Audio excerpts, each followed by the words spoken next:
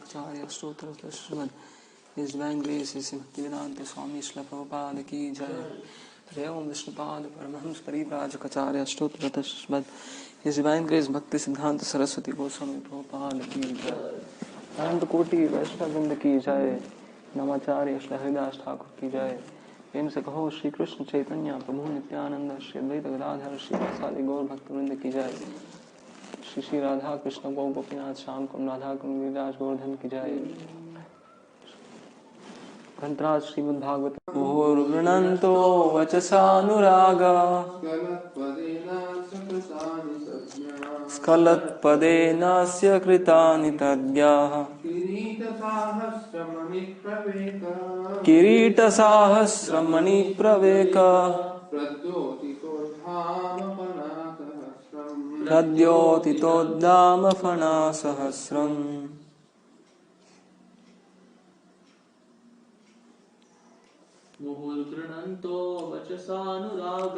मुहुर्गृणन्तो वचसानुरागा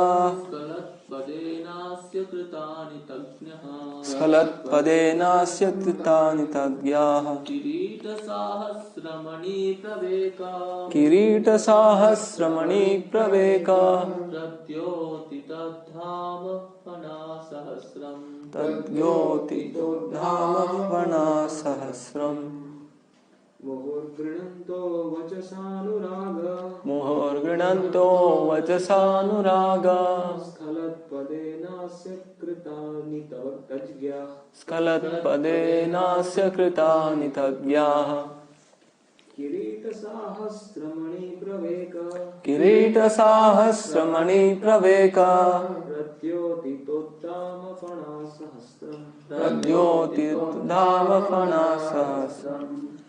मुहुः again and again, grinantah glorifying, vachasa by words, anuraga with great affection, skhalatpadena with symmetrical rhythm, asya of the Lord, kritani activities, tadgyaha those who know the effulgence, those who know the pastimes, kirita helmets, sahasra thousands, manipraveka glowing effulgence of the valuable stones, pradyotita emanating from, uddama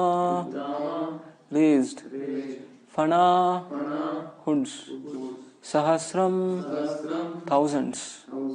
Translation and purport by His Divine Grace Srila Prabhupada. Translation: the four Kumaras headed by Sanat Kumara, who all knew the transcendental pastimes of the Lord, glorified the Lord in rhythmic accents with selected words full of affection and love. At that time, Lord Shankarshana, with his thousands of raised hoods, began to radiate an effulgence from the glowing stones on his head. Purport: the Lord is sometimes addressed as Uttama Shloka, which means one who is worshipped with selected words by devotees. A profusion of such selected words comes from a devotee who is fully absorbed in affection and love for the devotional service of the Lord. There are many instances in which even a small boy who was a great devotee of the Lord could offer excellent prayers in the choicest words for glorification of the pastimes of the Lord. In other words, without the development of fine affection and love, one cannot offer prayers to the Lord very suitably. Om Ajnana Timirandhasya Jnananjana Shalakaya Chakshurunmilitam Yena Tasmai Shri Gurave Namaha. Shri Chaitanya Manobhishtam Sthapitam Yena Bhutale Swayam Rupaha Kadamayyam Dadati Swapadantikam. Vandeham Shri Guru Shri Yuta Padakamalam Shri Gurun Vaishnavamscha Shri Rupam Sagrajatam Sahagana Raghunathanvitam Tam Sajivam Sadvaitam Savadhutam Parijana Sahitam Krishna Chaitanya Devam Shri Radha Krishna Padan Sahagana Lalita Shri Vishakhanvitamscha Nama Om Vishnupadaya Krishna Presthaya Bhutale Srimate Bhakti Vikasa Swamin Iti Namine नमः ओम विष्णुपादाय कृष्णप्रेष्ठाय भूतले श्रीमते भक्तिवेदांत स्वामिनिति नामिने नमस्ते सारस्वते देवे गौरवाणी प्रचारिणे निर्विशेष शून्यवादी पाश्चात्य देशतारिणे जय श्री कृष्ण चैतन्य प्रभु नित्यानंद श्री अद्वैत गदाधर श्रीवासादि गौर भक्त वृंद हरे Krishna Krishna Krishna Hare Hare Hare Ram Ram Ram Hare Hare. So we are reading from Srimad Bhagavatam, 3rd canto, chapter 8, text number 6. So this chapter is entitled as Manifestation of Brahma from Garbhodakshaya Vishnu. So in this verse, we can read the translation again. The four Kumaras headed by Sanat Kumara, who all knew the transcendental pastimes of the Lord, glorified the Lord in rhythmic accents, with selected words full of affection and love. At that time, Lord Shankarshana, with his thousands of raised hoods, began to radiate an effulgence from the glowing stones on his head. So here we specifically see a word comes in this verse, Skalat Padena. So Skalat Padena, Srila Prabhupada has translated as with symmetrical rhythm. And in the translation he writes it as glorified the Lord in rhythmic accents with selected words full of affection and love. So we see that the whole purport is stressed on this point, that how the Lord is glorified with selected words full of affection and love. And therefore Srila Prabhupada, he uses the word Uttama Shloka, that sometimes in many places in the Bhagavatam and in many other Vedic literatures, the Lord is addressed as Uttama Shloka. So we know the very famous verse from the Srimad Bhagavatam, Nivritta Tarsher Upagiyamana Bhavo Shado Shotra Manobhiramat Ka Uttama Shlok Gunanuvadat Puman Virajit Vina Pashubnat. So Nivritta Tarsher, so those who have no trashna, no hankering for material life, so only those people can glorify the Supreme Lord, which means that only liberated persons can glorify the Supreme Lord. So, and this also it means that, so this verse says that, so those who are liberated persons, they can glorify the Supreme Lord. And Bhavoshada Shotra Manobhiramad, this glorification of the Lord and glorifying of the pastimes of the Lord is also meant for conditioned souls who need to be purified from the material existence of birth and death. Bhavoshada Shotra Manobhiramad. So this glorification of the pastimes of the Lord, it acts as Bhavoshada, it acts like medicine for crossing the ocean of birth and death. And the next part of the verse, it says that who is that person who would not like to recite such pastimes of the Lord? So it is only a person who desires to kill his soul. Ka uttama shloka gunanumanat man virajit vina pashubnat. So pashubnat means the killers of those who are killers of the animals, and it also means that those who are killers of the soul. So like that we see this verse is very famous, and in this verse the word uttama shloka comes. So I tried to find in Srila Prabhupada books. So in Srila Prabhupada gives different meanings to the word Uttama Shloka. Like in one place in the Bhagavatam, this word Uttama Shloka comes, and Srila Prabhupada, he translates this as possessing excellent renown. So Uttama means best and Shloka means reputation. So one who possesses the best of reputation, so the best fame. So therefore in the Srimad, therefore we see that Lord Krishna is called as Bhagwan. One of the opulences of Lord Krishna is that he is very famous. So we see throughout the history there is no person who is more famous than Lord Krishna. So in the Ramayana, Mahabharata, so in the bygone ages everyone used to recite Ramayana and Mahabharata, and even now also Lord Krishna is more famous. So Srila Prabhupada writes like that in one place in the Bhagavatam, that especially because of our Krishna consciousness movement, Lord Krishna is becoming more and more famous. And sometimes even atheists and those who don't like the Krishna consciousness movement, they also know of Krishna. They indirectly, they may chastise Krishna, saying, oh, this Krishna consciousness movement is not nice, this is a wrong propaganda, all those things. So whatever it is, Krishna is famous all over the world. So one of the meanings of the word Uttama Shloka is possessing excellent renown.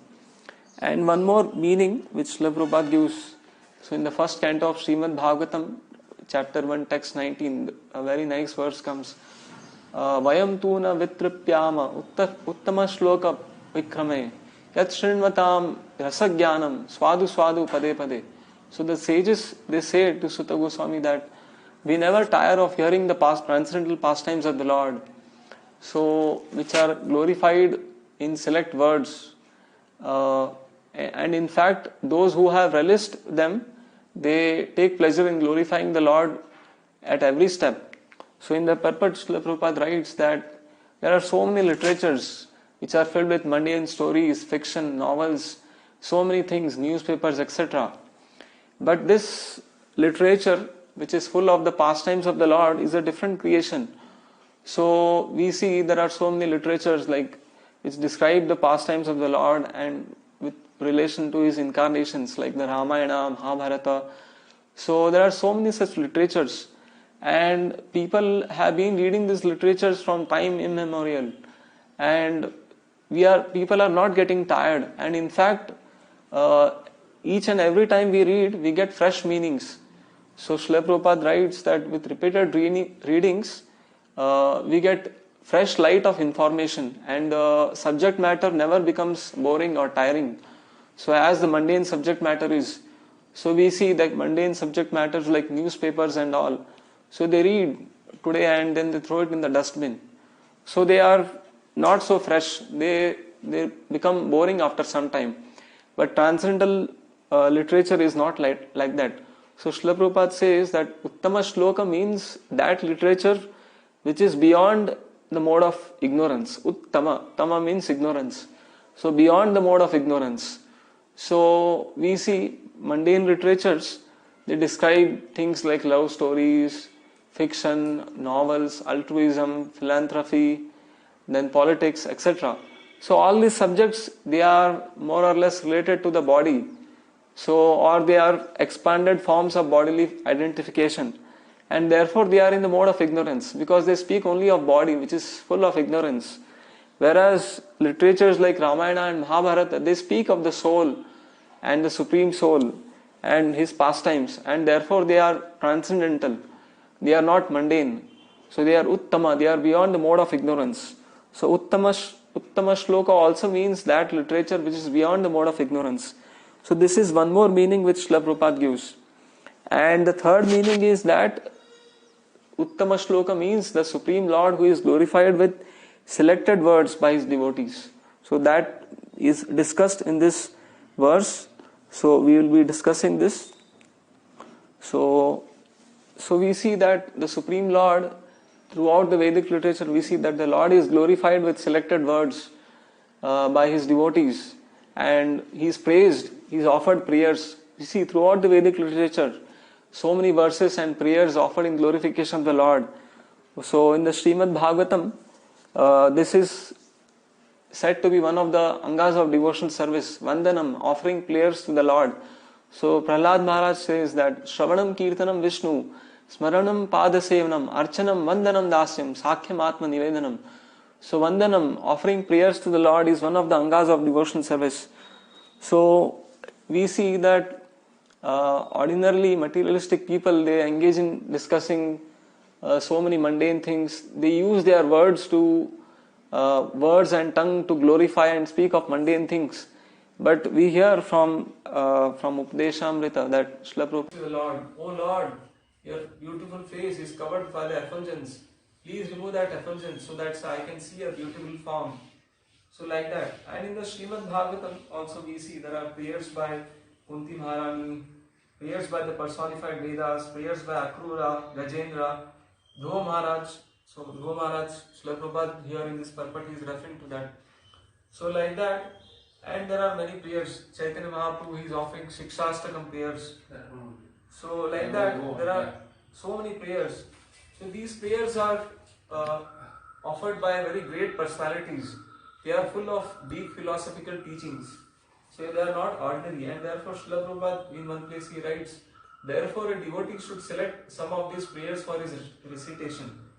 So we see like that. Therefore we daily sing prayers. No, daily we sing prayers like our whole morning program and evening program is filled with prayers. We offer prayers to the spiritual master, Samsara Dama, Nalali Naloka. Then we offer Guru Vandana, Sri Guru Charana Padma. Then we offer prayers to the Supreme Lord, Narsimha Deva. So Namaste Narasimhaya. So like that, throughout the day we are offering prayers, and even before the recitation of Srimad Bhagavatam class, we daily recite a prayer to the spiritual master, which is given in the Gautamiya Tantra. Om Ajnana Timirandhasya Jnananjana Shlakaya Chakshurunmilitam Yena Tasmai Shri Gurave Namaha. So like that, we recite prayers. So it's not that we have to recite prayers only from scriptures like Bhagavad Gita, Bhagavatam. So we can recite prayers even which are offered by recent acharyas. So in one place, Srila Prabhupada, he writes that in the 4th canto, that one can offer prayers to the Supreme Personality of Godhead directly. But if one repeats prayers offered by pure devotees like Brahma and Shiva to the Supreme Lord, then the Supreme Lord becomes more easily pleased. So, and therefore we recite prayers like Brahma Samhita. And there are prayers offered by pure devotees like our recent acharyas like Narottam Das Thakur, Vishwanath Chakravarti Thakur, Bhakti Vinod Thakur. So these prayers are not ordinary. So they express lot of teachings of the Vedas in very simple form. So in the Srimad Bhagavatam, in one place in the Srimad Bhagavatam, in one chapter, where Lord Krishna is departing for Dwarka. So at that time, the ladies in Hastinapura, so they were standing on the roofs of their houses, and they were seeing the Lord, and they were talking among themselves of the Supreme Lord. So there it is explained that the talks among the ladies in which they describe the Supreme Lord, they are more pleasing than the Vedic hymns to the Lord. So these ladies, we can see that they are very simple ladies. They are ordinary ladies. They are not so educated, learned in Sanskrit and poetry. But their prayers and their words, their glorification is more dear to the Lord than the hymns of the Vedas. In fact, the glorification offered to the Lord, Prabhupada writes in that purport in the Srimad Bhagavatam, in that section. In fact, the glorification offered to the Lord by pure devotees is more pleasing to the Lord than the Vedic hymns. Because in the Vedic hymns, sometimes the Lord is indirectly glorified. Whereas when devotees offer prayers, the Lord is directly addressed. So these prayers are more pleasing. And there Prabhupada writes, therefore we sing prayers by Narottam Das Thakur. And they are authorized by Vishwanath Chakravarti Thakur.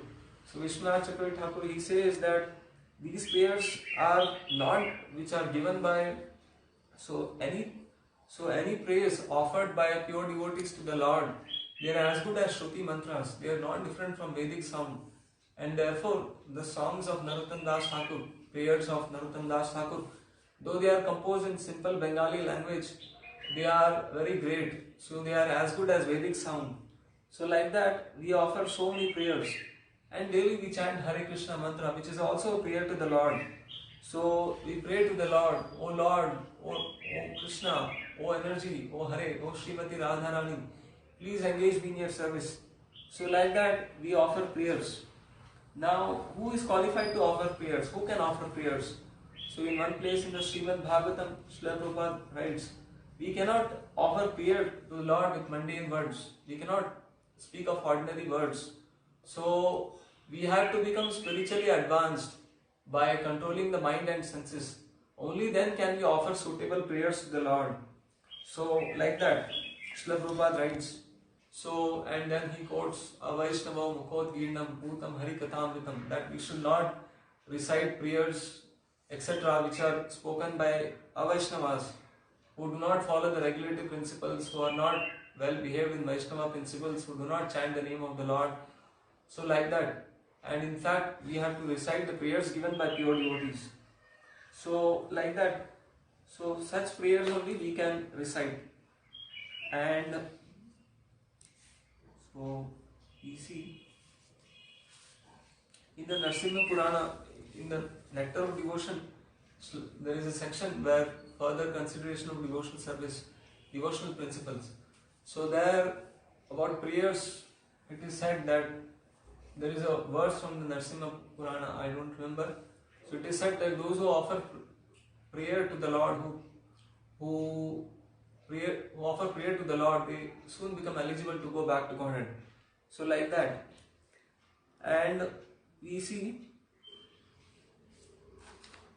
so here in this verse, in the purport, Srila Prabhupada writes that there are many instances where even a small boy has offered prayers to the Lord. So we see in the Srimad Bhagavatam, there is the instance of Prahlad Maharaj. Prahlad Maharaj was just 5 years old, but he offered so many nice prayers which are full of teachings. And even now we recite them. So Prahlad Maharaj, so nice prayers he has said. We can discuss so many prayers. So and then we see the case of Dhruva Maharaj. So Dhruva Maharaj, he went to perform austerities for material benedictions. He engaged in penance. And finally when he saw the Supreme Lord, he was very happy. So there is a very nice description that he was drinking the Lord by his eyes. He was kissing the Lord by his mouth. So like that, a very nice description there. And then when he saw the Lord, he wanted to offer suitable prayers for the Lord's glorification. But because of inexperience, he could not offer. And therefore, the Lord, understanding his mind, he touched the conch shell to his head, and then immediately he started offering prayers. So Srila Prabhupada explains there that many times devotees want to offer prayers in glorification of the Lord, and they are inconvenienced by humbleness. Therefore, the Supreme Lord, understanding their motive, so Dadami Buddhi Yogam Tam Ye Nama Upayantite, the Bhagavad Gita, Lord Krishna says that he gives the intelligence. So those who want to glorify him, he gives them the intelligence. And therefore, by receiving the intelligence from the Lord, they begin to offer excellent prayers.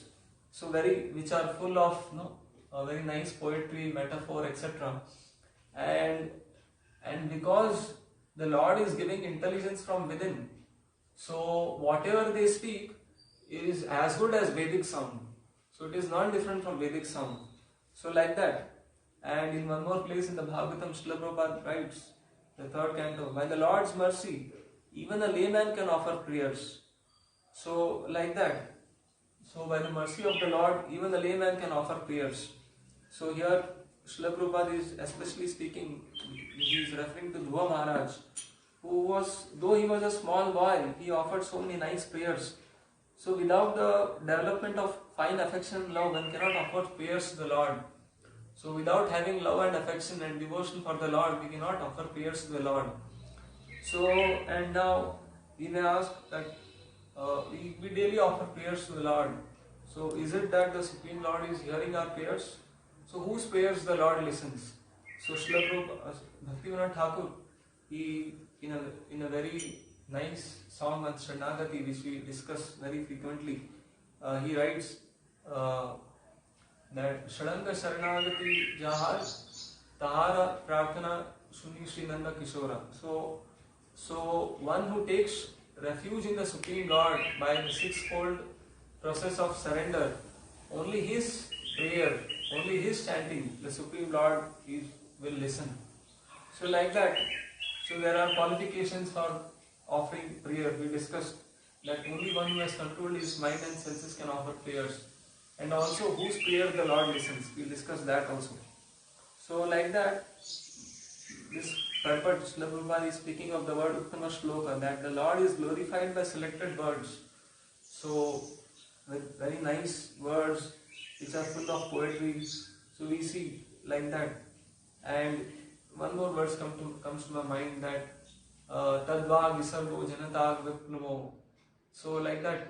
So in Shukdev Goswami speaks that in contrast to the mundane literature, so transcendental literature, even if it is not perfectly composed, so it may not be grammatically whatever sometimes, still because it is speaking of the pastimes of the Lord, it is a different creation, and it is meant to bring about a revolution in the impious lives of the misdirected civilization.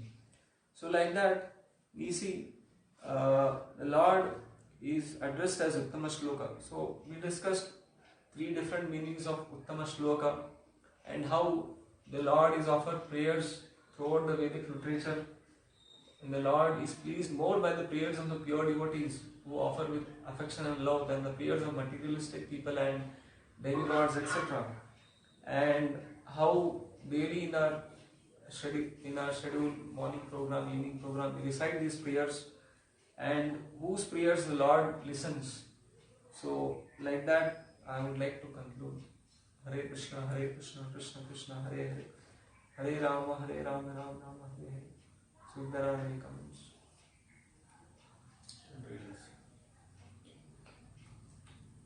So from the Nectar of Devotion, chapter 9, so we can recite this section. So reciting notable prayers. According to great learned scholars, the whole Bhagavad Gita contains many authorized prayers, especially in the 11th chapter, where Arjuna prays to the universal form of the Lord.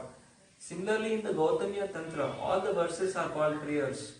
Again, in Srimad Bhagavatam, there are hundreds of prayers to the Lord. So a devotee should select some of these prayers for his recitation. In Skanda Purana, the glories of these prayers are stated as follows. Devotees whose tongues are decorated always with prayers to Lord Krishna are always given respect even by the great saintly persons and sages, and such devotees are actually worshipable by the demigods. Those who are less intelligent want to worship different demigods for some material gain rather than worship Krishna. But here it is stated that a devotee who is always engaged in offering prayers to the Lord is worshipable even by the demigods themselves. The pure devotees have nothing to ask from any demigod. Rather, the demigods are anxious to offer prayers to the pure devotees. In the Narasimha Purana, it is stated, any person who comes before the deity of Lord Krishna and begins to chant different prayers is immediately relieved from all the reactions of sinful activities and becomes eligible without any doubt to enter into the Vaikuntha Loka.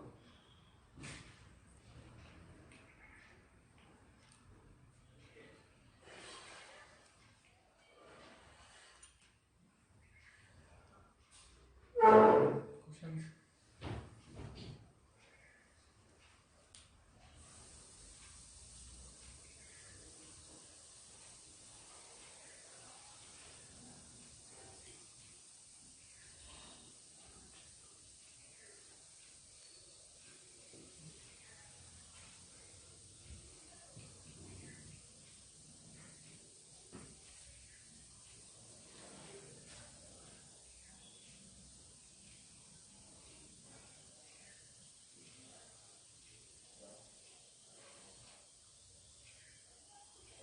Okay.